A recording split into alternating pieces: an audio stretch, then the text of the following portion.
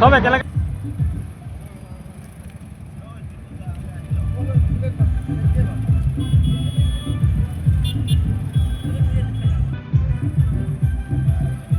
আজি সমগ্ৰ অসমত আজি যিখিনিত অসম গণ পৰিষদ দলৰ শিপা এতিয়াও অক্ষুণ্ণ আছে তাত তেওঁলোকে সংকল্প শোভাযাত্ৰা নাম দি মটৰচাইকেলেৰে সমষ্টিবিলাকত পৰিভ্ৰমণ কৰি আমাৰ যিসকল কৰ্মীক উৎসাহিত কৰাৰ এক প্ৰয়াস আৰু অনুৰূপ ধৰণে আজি যোৰহাট জিলাৰ এক মুখ্য কাৰ্যালয়ৰ পৰা যোৰহাট নগৰেদি তিয়ক সমষ্টিৰ অন্তৰ্গত বিভিন্ন জেগালৈ তেওঁলোকে শোভাযাত্ৰা কৰি এক বাৰ্তা প্ৰেৰণ কৰিব যে জাতি মাটি ভেটি আজি জাতি মাটি ভেটি ৰক্ষা কৰিবৰ কাৰণে আৰু ত্বৰান্বিতভাৱে অসমৰ উন্নয়নৰ বাবে ডক্টৰ হিমন্ত বিশ্ব শৰ্মাৰ ডাঙৰীয়াৰ নেতৃত্বত পুনৰ যাতে এখন NDA চৰকাৰ হয় তাৰে সংকল্প লৈ এই যাত্ৰা আজি আৰম্ভ কৰিম। তিয়ক সমষ্টিত বিজেপি আৰু অগপৰ মাজত এটা বন্ধুত্বপূৰ্ণ হ'ব নেকি? সেইটো কথা মই ক'ব নোৱাৰিম কিয় এইটো চেণ্ট্ৰেল কমিটিৰ এক সিদ্ধান্ত হ'ব। চেণ্ট্ৰেল কমিটিৰ আমাৰ যিজন কেন্দ্ৰীয় সমিতিৰ সভাপতি কাৰ্য সভাপতি তেখেতসকলৰ ওপৰত আমাৰ সম্পূৰ্ণ বিশ্বাস আৰু আশ্বাস আছে। মই ভাবোঁ তেখেতসকলে বন্ধুত্বমূলকভাৱে এই ছিটটোৰ পৰা নেখেলিব।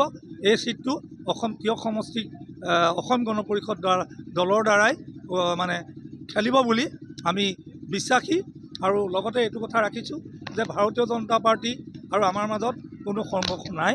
বৰ্তমান যোৰহাট জিলা সমিতিৰ ভাৰতীয় জনতা পাৰ্টিৰ সভাপতি শান্তনু পূজাৰী ডাঙৰীয়া আৰু মোৰ মাজতে সুসম্পৰ্ক আছে। আমি ককাই ভাইৰ দৰে আমি সকলো কাম কৰি আছোঁ। অলপ দেৰি আগতে আজি অসম দৰ্শনৰ আজি যিটো চেক বিতৰণ অনুষ্ঠান সেই চেক বিতৰণ অনুষ্ঠান ভাগত আমাৰ কেন্দ্ৰীয় মন্ত্ৰী পবিত্ৰ মাৰ্ঘেৰিটাৰ দ্বাৰা ডাঙৰীয়া দ্বাৰা চেক বিতৰণ অনুষ্ঠান তাতো মই অংশগ্ৰহণ কৰি আহিছোঁ। আমাৰ মাজত ভাৰতীয় জনতা পাৰ্টি আৰু AGPৰ মাজত কোনো এই বৰ্তমানলৈকে কোনো ধৰণৰ আমাৰ সংঘৰ্ষ হোৱা নাই। আমি ভাবোঁ যে মাননীয় মুখ্যমন্ত্ৰী ডাঙৰীয়াই কোৱাৰ দৰে যে ৰামধেনুৰ যেনেকৈ 7টা ৰঙৰ নিজৰ স্বকীয়তা আছে আৰু অসম গণ পৰিষদৰো এটা ৰঙেই হ'ব, কিন্তু আমাৰ নিজৰ স্বকীয়তা আছে। আমি স্বকীয়তা বজাই ৰাখি আমি আগন্তুক দিনবিলাকত আগবাঢ়ি যাম বুলি প্ৰতিশ্ৰুতি দিওঁ। যিহেতু আজি সংকল্পৰ যাত্ৰা চক ইয়াৰ আগতে আমি সংকল্প সমাৱেশ আয়োজন কৰিছিলোঁ আৰু আজি আমাৰ অসম গণ পৰিষদ দলৰ অন্যতম এটা ভাতৃ সংগঠন অসম যুৱ পৰিষদে ইয়াত সংকল্প যাত্ৰা আৰম্ভ কৰিছে। গতিকে নিৰ্বাচনৰ প্ৰাক মুহূৰ্তত ই আচলতে এক বিশেষ ৰাজনৈতিক তাৎপৰ্য বহন কৰিছে। আপোনালোকে জানে যে অসম গণ পৰিষদ দলটো গঠন হোৱাৰ সময়ৰ পৰা বিশেষকৈ 1985 চনৰ পৰা বৰ্তমানলৈকে তিয়ক সমষ্টিটো আঞ্চলিকতাবাদ আৰু জাতীয়তাবাদৰ এক দুৰ্গ বুলি সকলোৱে জানে।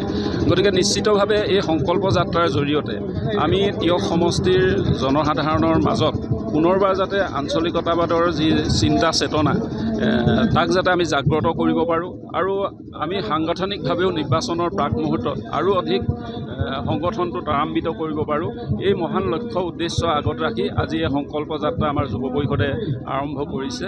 আমি সহযোগিতা কৰিছোঁ সকলোৱে দলৰ তৰফৰ পৰাও আৰু যাতে এই যাত্ৰাৰ জৰিয়তে আমাৰ সকলোৰে মনত নিৰ্বাচনৰ প্ৰাক মুহূৰ্তত যিহেতুকে এখন ৰাজনৈতিক যুদ্ধ, এই যুদ্ধৰ প্ৰাক মুহূৰ্তত সকলোৰে যাতে মনোবলটো বৃদ্ধি হয় তাৰ বাবে যি ধৰণৰ ব্যৱস্থা গ্ৰহণ কৰিব লাগে আমি নিশ্চিতভাৱে আমি সেইখিনি কৰি আছোঁ।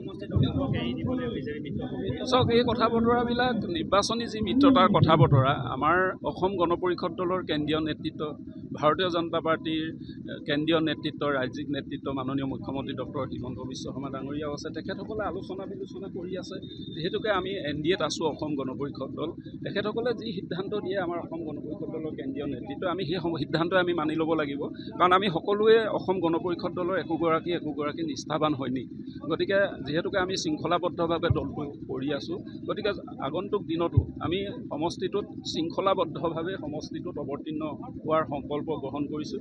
নিশ্চিতভাৱে যাতে আমাৰ NDA প্ৰাৰ্থীগৰাকী তিয়ক সমষ্টিত আমি জয়ী হ'ব। ভাগ বতৰা নোহোৱাৰ আগতে পৰাই অসম গণ পৰিষদত থকা নৰেন্দ্ৰ চাউলে ইতিমধ্যে অসম গণ পৰিষদৰ পৰা পদত্যাগ কৰিছে। চাওক সেই সম্পৰ্কত মই আচলতে মন্তব্য দিয়াটো উচিত নহয়। আমাৰ কেন্দ্ৰীয় নেতৃত্ব আছে, এইবিলাক কথা তেখেতসকলে ক'ব।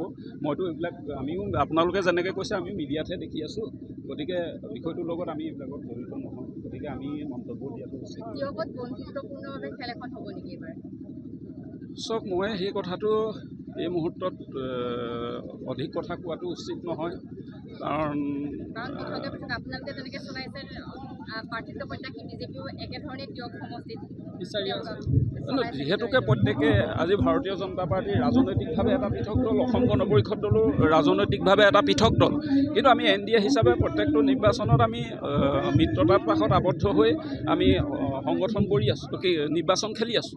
কিন্তু কথাটো হ'ল আজি আমি অসম গণ পৰিষদ দলে যি সংগঠন কৰিছোঁ, সেই সংগঠন কালি ভাৰতীয় জনতা পাৰ্টীয়ে টিকেটটো পালে সেই সাংগঠনিক কাম কাজবিলাক ভাৰতীয় জনতা পাৰ্টীৰ লাভ হ'ব।